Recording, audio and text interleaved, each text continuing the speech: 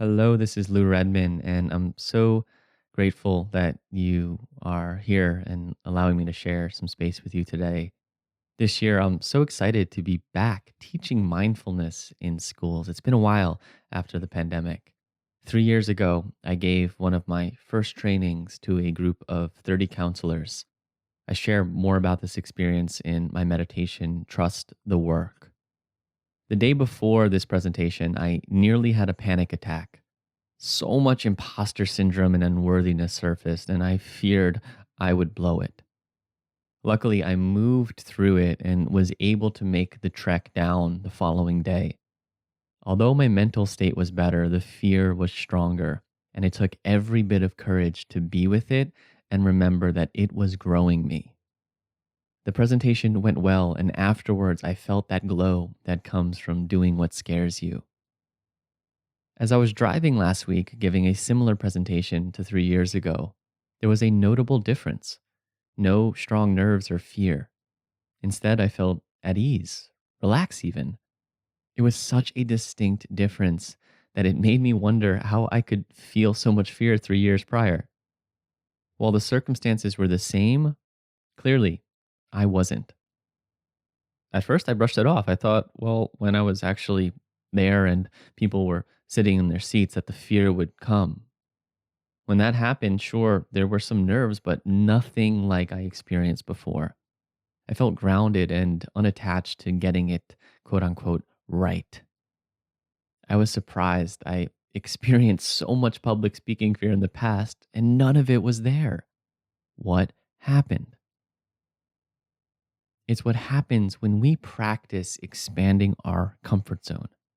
I have given dozens, if not hundreds, of talks, trainings, and classes in the past 3 years. Again and again, I put myself in situations that flexed my overcoming fear muscle. The difference I feel 3 years later is not magic. It's the result of doing the work that allows my nervous system to hold more energy. There's an analogy used in addiction about a frog in the pot. If you put a frog in a pot of boiling water, the frog will jump out because it's really hot. If you put a frog in a pot of lukewarm water and turn the heat high, it will boil itself to death because it doesn't feel it getting warmer. While this is meant to discuss the slippery slope of addiction, we can use this in a positive light as well. If we repeatedly put ourselves into scary situations, 3 years down the road, the fear pot will be boiling and we won't feel it. While there was less fear for my presentation, consequently, there was less glow.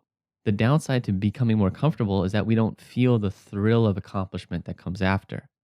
That's the sign to find our new growth edge and step into it. I have another talk where I share this concept and another meditation where I share this concept called raising your energy field or raising your vibration. We need to do the self work that creates the body that can hold more energy. Like adding weight to our workouts, we need to add resistance to life. We do this by seeking discomfort and putting ourselves in situations that grow us. By doing so, we teach our nervous system, I can feel safe amidst something I once feared. That is transformation. How can you work to hold more energy? The easiest way is to do the thing that scares you. As I've said before, being afraid and excited is a sign you're on the right path. So go through the fear. It's the only way to growth. Wishing you so much support as you navigate the fears that come up on this journey.